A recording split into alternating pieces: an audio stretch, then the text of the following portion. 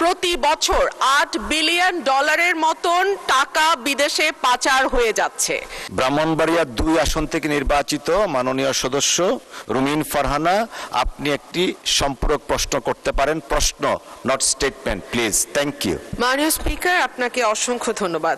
মাননীয় স্পিকার, দীর্ঘ 1 ঘন্টা হাত উঁচু করে বসেছিলাম মাননীয় স্পিকার, শেষ পর্যন্ত যে আপনি দেখেছেন সেজন্য আপনাকে আবারও ধন্যবাদ। আজকে 94 নম্বর তারকা চিহ্নিত প্রশ্নটি আমার ছিল, সেটি স্থানান্তরিত হয়েছে, কিন্তু কি কারণে স্থানান্তরিত হয়েছে জানি না। মাননীয় মন্ত্রীর কাছে আমার প্রশ্ন, আমদানি এবং রপ্তানির আড়ালে প্রতি বছর $8 বিলিয়ন মতন টাকা বিদেশে পাচার হয়ে যাচ্ছে। মাননীয় মন্ত্রীকে আমাদের বলবেন এই ধরনের পাচার বন্ধ করবার ক্ষেত্রে বাণিজ্য মন্ত্রণালয়ের কিছু করবার আছে কিনা, যদি থাকে সেটি কি, এবং এই ব্যাপারে সরকারের কোনো উদ্যোগ আছে কিনা। ধন্যবাদ মাননীয় স্পিকার। ধন্যবাদ মাননীয় সদস্য। মাননীয় মন্ত্রী। মাননীয় স্পিকার, আগের প্রশ্নের উত্তরে একটা বাক্য রয়ে গেছে, আপনি যদি অনুমতি দেন সেটা বলে ফেলতে পারি। ও প্লিজ। জি, হাউসে যেহেতু উপস্থাপন করা হলো, অসম্পূর্ণ উত্তর দেওয়াটা ঠিক না, সঙ্গত না। চামড়া আমাদের এই বছরে এই পর্যন্ত আমরা যা তথ্য পেয়েছি তাতে 1 কোটি 1 লাখের মতো পশু কুরবানি হয়েছে।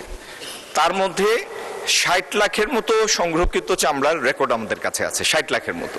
সুতরাং বর্তমান বিবেচনায় যে পরিমাণ চামড়া আমরা সংরক্ষণ করতে পেরেছি এবং যেটি ইভেন্চুয়ালি ট্যানারিতে আসবে, সেটার পরিমাণ সন্তোষজনক। আচ্ছা, আমি আমার মাননীয় সদস্য, পরবর্তী সদস্য যিনি প্রশ্নটা করেছেন, আমদানি এবং রপ্তানির আড়ালে $8 বিলিয়ন পাচার হয়ে যায়। মাননীয় স্পিকার, এটা একটা পারসিভড অ্যামাউন্ট। এখন আমদানি রপ্তানির আড়ালে আমদানির অনেকগুলির মধ্যে টেরিফ আছে, সেই প্রাইস ফিক্স আছে, অনেকের মধ্যে আছে। যদি এই প্রিশিপমেন্ট ক্লজ এবং টেরিফ ভ্যালুর বাইরে কোনো পণ্যের মধ্যে যদি এরকম কোনো দুর্বলতা থাকে যেটিতে বেশি পাচার হয়ে যাচ্ছে, এটি একটি স্টাডি, গবেষণার বিষয় মাননীয় স্পিকার।